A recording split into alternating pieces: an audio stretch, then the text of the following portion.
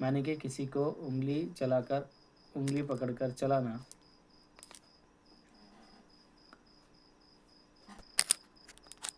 ये 8-10 साल तक ही ठीक होता है। उसके बाद में खुद का अनुभव जो है खुद को सक्षम करना होता है, और उसके साथ साथ ऊर्जा भी है जो निर्माण करना होता है।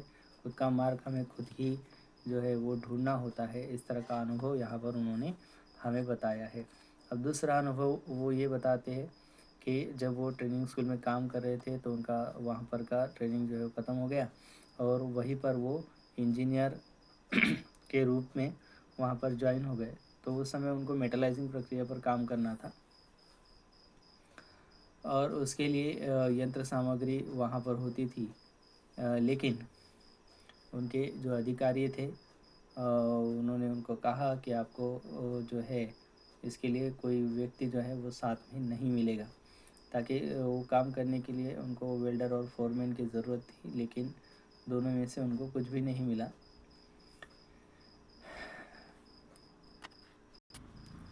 और बिना किसी की मदद से उन्होंने वो काम कर दिया।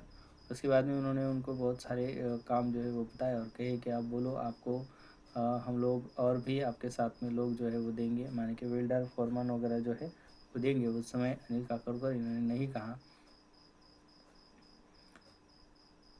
वो आगे उनके अधिकारी लोग जो है वो कहने लगे कि अभी आपके समक्ष या आप जो कहेंगे वो लोग आपकी बात जो है वो सुनेंगे, क्योंकि आपको काम करते हुए उन्होंने देखा है, ठीक है। और इसीलिए हमने आपको पहले व्यक्ति जो है या आपको जो भी हेल्पर चाहिए थे वो हमने नहीं दिए। तो ये दो अनुभव उन्होंने यहाँ पर हमें बताए हैं, ठीक है।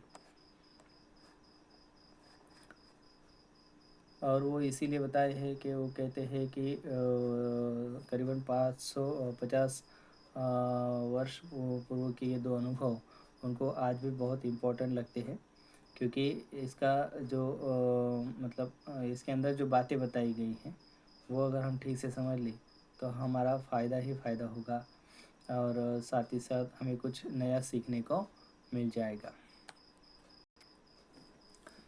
चला आता याच्यावरती आलेल्या टिपा आपल्याला पाहायच्या आहे. पहिली म्हणजे बार्क आणि दुसरी आहे होमी भाभा, ठीक आहे. तर बार्क म्हणजे काय ते आपण पाहूया. तर बार्क हे भाभा ॲटॉमिक रिसर्च सेंटर म्हणजे भाभा अणुसंशोधन केंद्राचे या नावाचे लघुरूप आहे. होमी भाभा यांनी भारतातील अणुसंशोधनाचा पाया घातला, त्याची आठवण म्हणून त्यांचे नाव या संस्थेला दिलेले आहे. ही संस्था आता प्रचंड मोठी झालेली आहे. अणुसंशोधनाच्या क्षेत्रात कार्य करू पाहणाऱ्या अनेक नवीन मुलांना येथे कार्य करण्याची संधी उपलब्ध करून दिली जाते.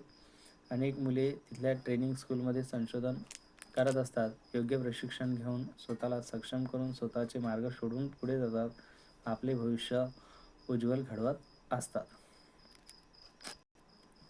चलो, तो दूसरा जो सवाल है वो है स्काई इज द लिमिट की परिस्थिती केव्हा निर्माण होऊ शकते ते पाठाच्या आधारे स्पष्ट करा. तर याचं उत्तर लिहित असताना आपल्याला लिहायचं आहे की भाभा अणुसंशोधन केंद्राचा पाया हा होमी भाभा यांनी घातला.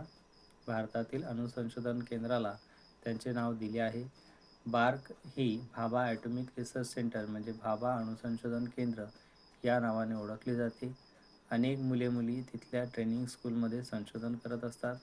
या शिक्षण घेणाऱ्या मुलांना भेटायला, त्यांना प्रोत्साहित करायला होमी भाभा नेहमी तिथे येत असत.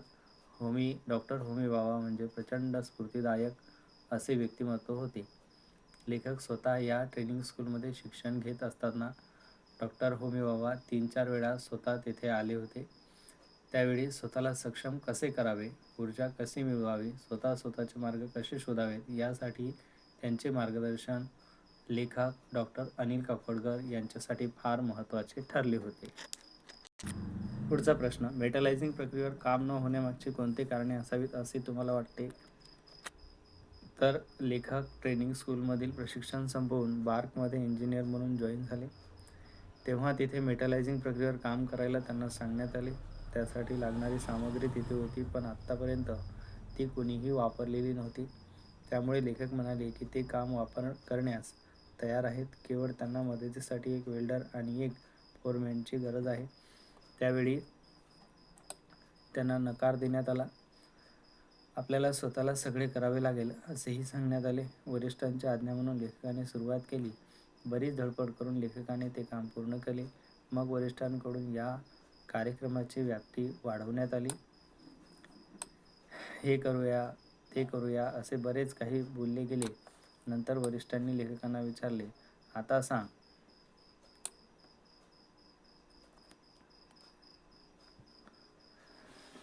तुला काय पाहिजे?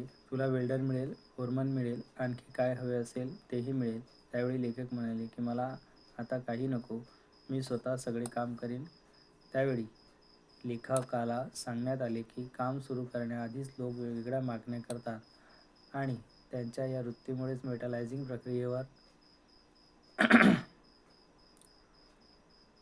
काम अजिबात झालेले नव्हते. स्वतःला काम करता येत नसताना दुसऱ्यावर काम ढकलण्याच्या प्रक्रियेमुळेच मेटलायझिंग प्रक्रियेवर काम सुरू झालेले नव्हते असे मला वाटते. आधी केले मग सांगितले या उक्तीची यथार्थता स्पष्ट करा. या प्रश्नाचे उत्तर लिहित असताना आपण वेगवेगळे उदाहरणे या ठिकाणी देऊ शकतो. ठीक आहे, पण या ठिकाणी उदाहरण देताना